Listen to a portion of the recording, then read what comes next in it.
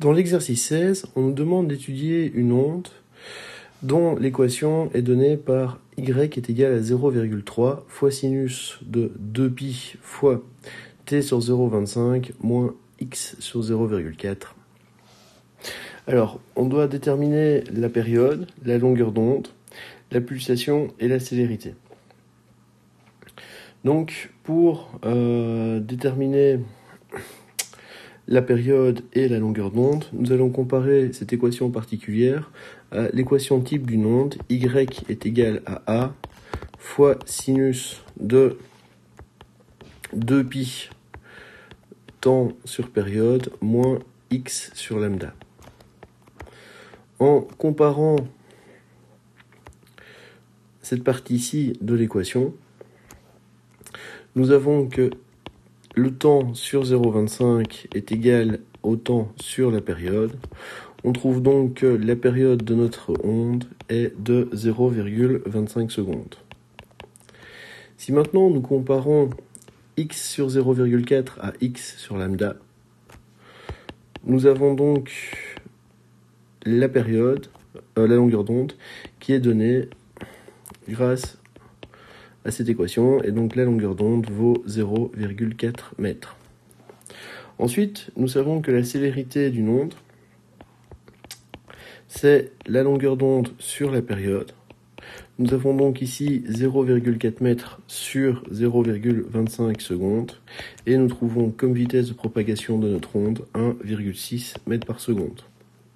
Enfin, si nous souhaitons trouver la pulsation c'est 2pi sur la période. On a donc une pulsation de 8pi radians par seconde. On nous demande ensuite, toujours sur la même équation, de déterminer l'équation de la vitesse et l'équation de l'accélération d'un point qui est situé à 1 mètre de la source. Alors, nous savons que la vitesse, c'est la dérivée première de l'élongation, tandis que l'accélération, c'est la dérivée première de la vitesse ou la dérivée seconde de notre élongation. Nous allons donc commencer par dériver une première fois notre élongation pour déterminer l'équation de la vitesse. Alors, la toute première chose à devoir faire, c'est de distribuer le 2pi dans l'équation de l'élongation. Donc y est égal à 0,3 fois sinus de 2pi t sur 0,25 moins x sur 0,4. Donc si je distribue 2pi, y est égal à 0,3 fois sinus de 2pi t sur 0,25 moins 2pi x sur 0,4. Alors, lorsqu'on dérive l'équation, nous devons commencer par dériver la phase. Donc, la dérivée de 2pi t sur 0,25 moins 2pi x sur 0,4 par rapport au temps, c'est 2pi sur 0,25. Nous avons donc 2pi sur 0,25. Ensuite, nous allons récupérer l'amplitude. Donc la constante devant la fonction trigonométrique ne se dérive pas, on a bien 0,3. Ensuite, on dérive la fonction trigonométrique à proprement parler. Donc la dérivée d'une fonction sinus, c'est cosinus. Et on recopie la phase. 2pi t sur 0,25 moins 2pi x sur 0,4. Ici, on a fixé comme point d'étude un point situé à 1 mètre de la source.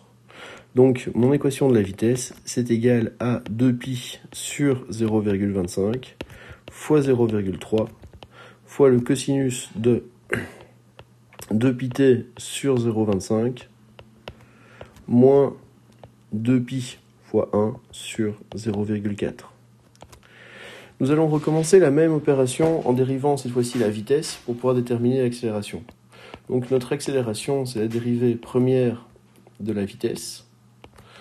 Donc nous allons commencer par dériver la phase par rapport au temps. Et nous allons récupérer donc le 2pi sur 0,25.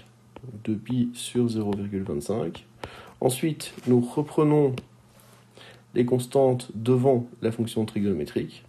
Nous avons 2pi sur 0,25 fois 0,3.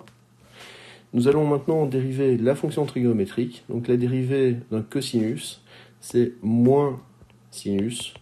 Et on renote la phase. Donc 2pi sur 0,25 moins 2pi sur 0,4. Alors si on peut réécrire cette équation de façon un peu plus jolie, 0,3 fois 2pi sur 0,25 au carré moins fois le sinus de 2pi t sur 0,25 moins 2pi sur 0,4.